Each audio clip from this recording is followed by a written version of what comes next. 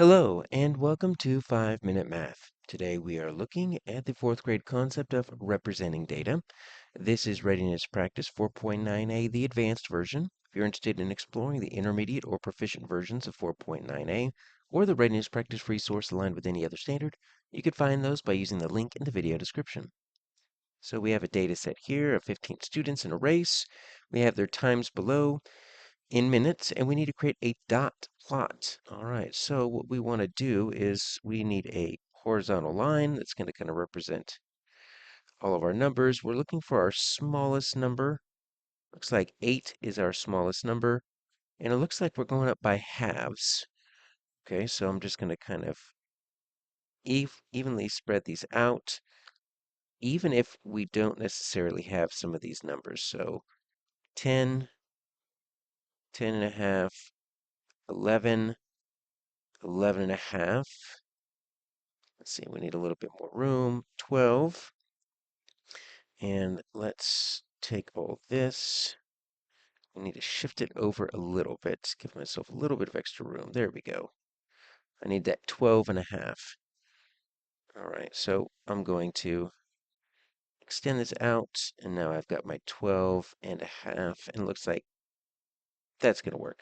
All right, and that's just going to get me all the way up to kind of where it gets even. So what I want to do is I'll use blue, and I'm just going to mark these off here. So 8 is going to have one dot, and 8.5 is going to have two dots.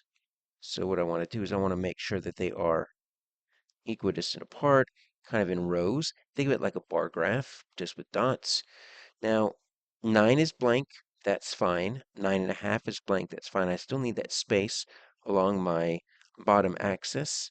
I do have one 10, two 10s, so I want these two 10s to kind of line up with what I did for the 8.5. My 10.5 is going to have 1, 2, 3. So it looks like that's my most so far. So I'm going to line it up with my 10 and then add that third row. I do have an 11, an 11, an 11. So 3 11s as well. So let's put that right there. My 11.5 is going to be 1, 2, right there. And then I've got 112 and then 112.5. So there's all of my data pieces, and there's my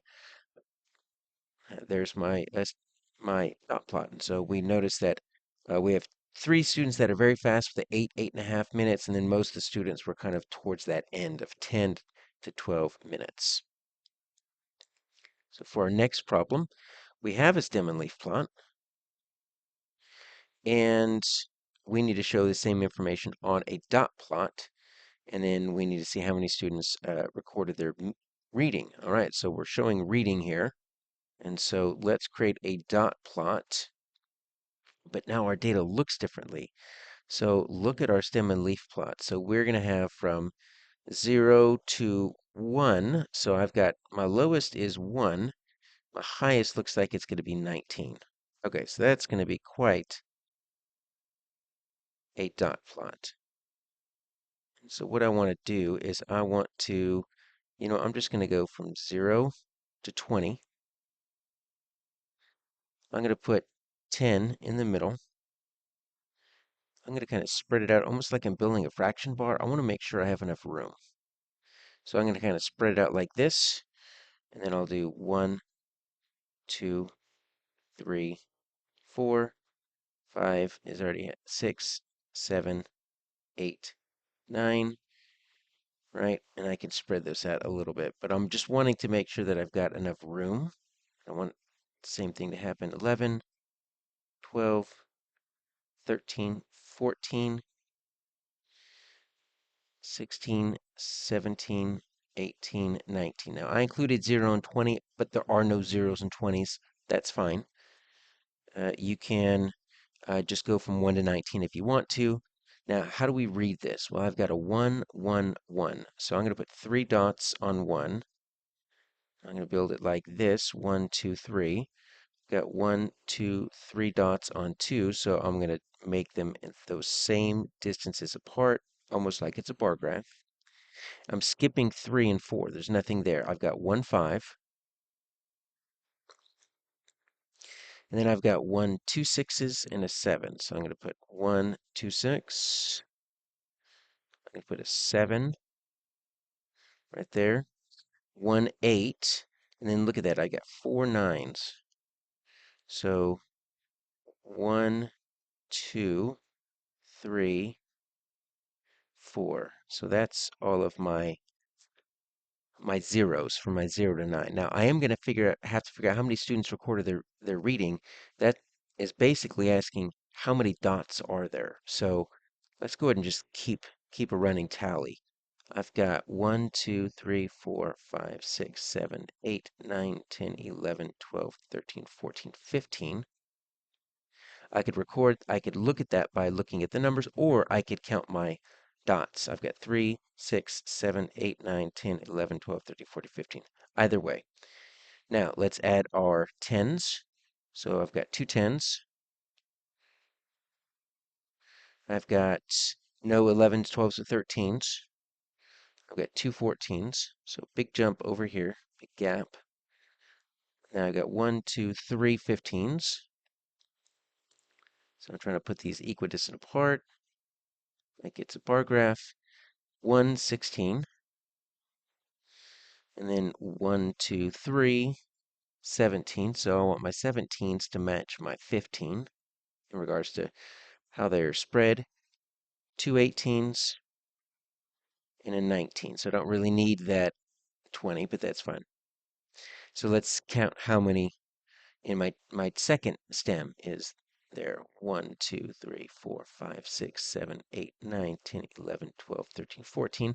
I could have counted them one by one, or I could have said it's one less than 15. All right, so how many students recorded their reading? 15 plus 14, that's 29.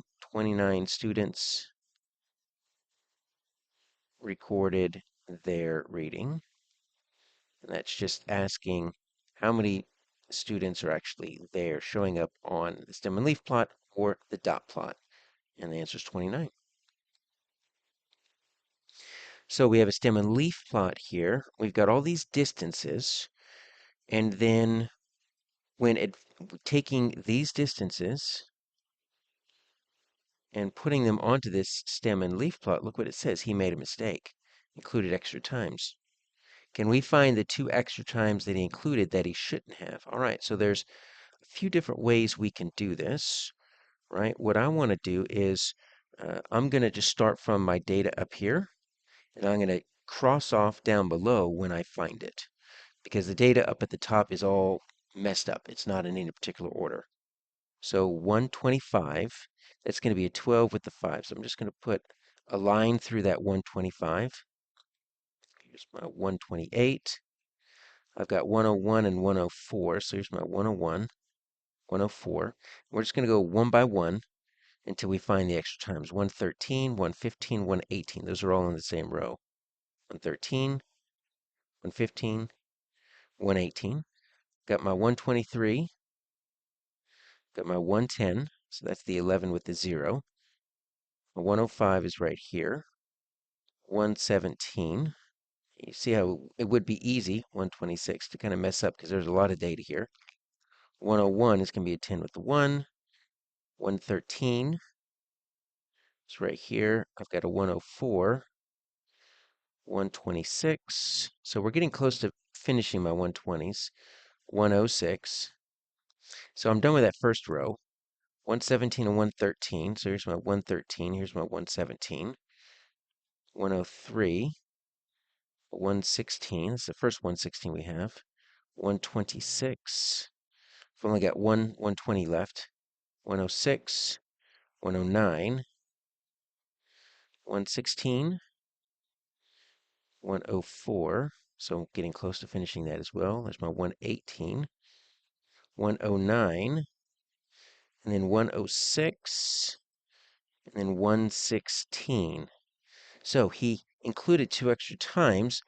Look, I've got a 5 that I never crossed off, And I have another 5, two different rows that I didn't cross off. The 105 I included, or he included twice in the stem and leaf plot, but the 105 only showed up one time here. Same with this 125. It was included twice, but only shows up once.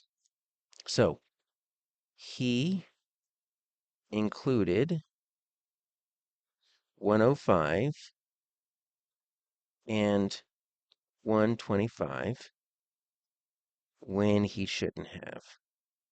He already had a 105 and a 125, but he didn't need to have those extra ones. So that's the answer to that, and that's one way to solve it. If you're interested in looking at the 4.9a Readiness Practice resource for the intermediate or proficient version, or the Readiness Practice resource aligned with any other standard, you can find those by using the link in the video description.